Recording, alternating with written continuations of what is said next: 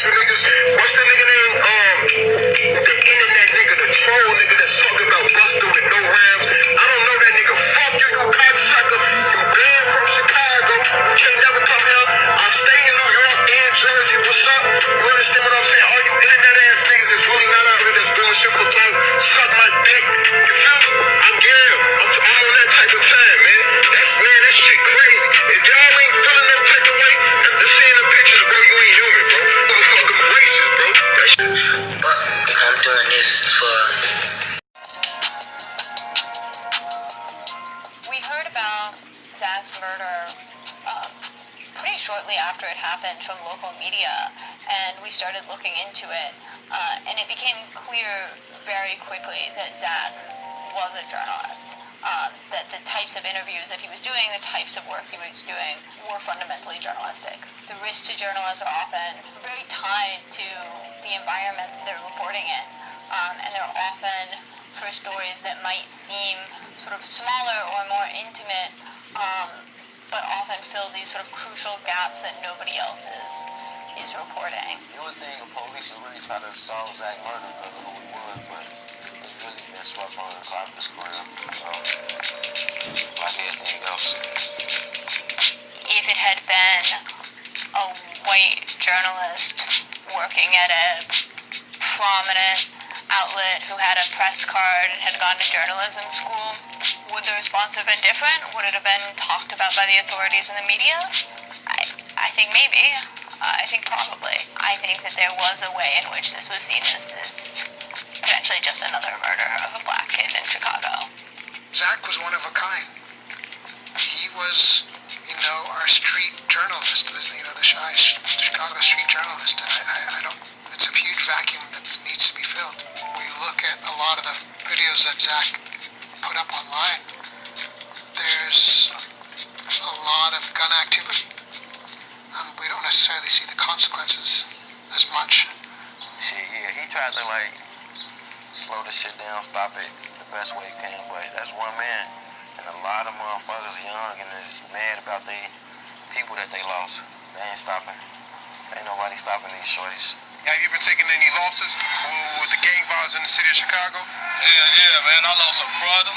I just lost another brother to this shit. You know what I'm talking about? Rest in peace, rest in peace, Nunu. I lost a couple homies, but man, by me being in the streets, life goes on. You know what I'm talking about? I can, stay strong for the family, yeah? This is all that's around. That's why I say it's already been set, bro. All this shit. They moved the whites out and moved the niggas in. You feel me? Put motherfuckers in the projects. You feel me?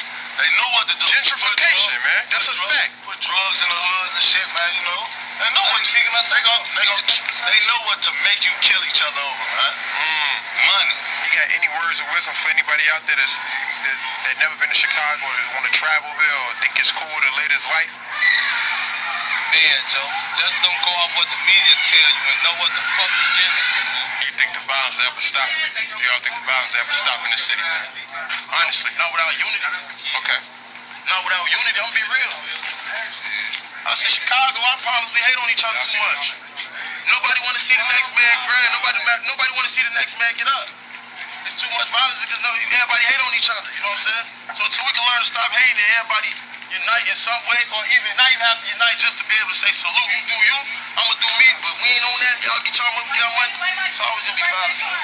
What part of Chirac you from, though? I'm from Roseland, Wild Honeys, man, 10-5, man. One of the worst places in Chicago, man. Listen, man, Wild Honeys, man. But for a long time, Chicago wasn't getting the type of recognition we deserve. Right. So now that we getting it, other motherfuckers taking the drug music, the culture, and adding along to it, and putting on their own little spin, I love that shit, man.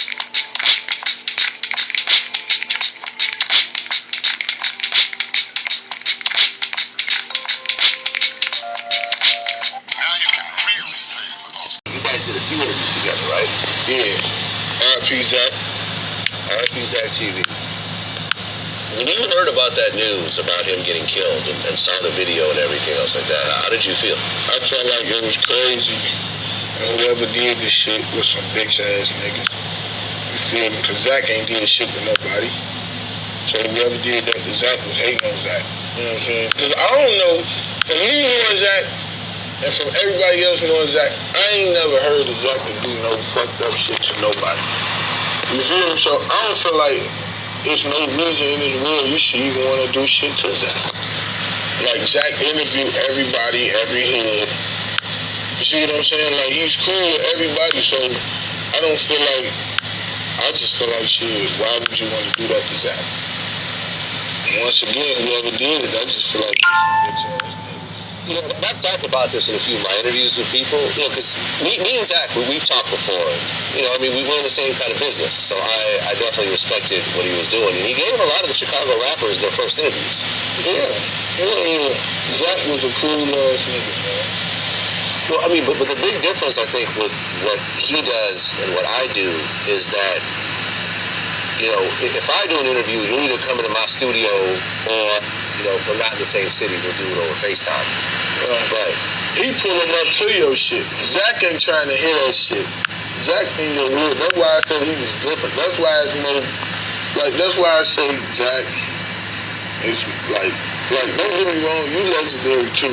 Don't get me wrong, but like, I feel like he was legendary as hell. Like this, he pulling up to any fucking environment. Like, he ain't giving no fuck. Like, he ain't got any.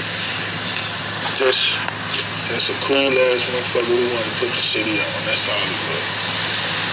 So, and, you know, I think this is, and I don't know what happened or what the situation was about. I have absolutely no idea, because after he got killed, the dude in the car that was with him got killed as well. So it's, the whole situation is fucking crazy. But, you know, at one point, I made a decision, you know, because in my early days, I used to pull up in any neighborhood. I pulled up in, you know, in fucking Compton on Games Old Block, or I would go to South Central, I would go to fucking Brownsville, you know. Like, I can say that shit now, but Duck paid somebody or whatever to kill T Streets and shit or whatever. And I'm gonna tell y'all one of the person, I can't say the other person's name because he's still alive. Can't Get Right was one of the person who killed T Streets. They left him dead or whatever on the sidewalk and shit. Like, that's why, like, it's crazy, because it's like I just feel like, as far as like T Streets, I feel like he an urban legend because nobody talk about him no more. Nobody talk about T Streets no more. Nobody. Like, I'm talking about, you never hear nobody saying R.I.P. to T Streets. Like, a lot of bloggers, you never hear mention T Streets. And I did a video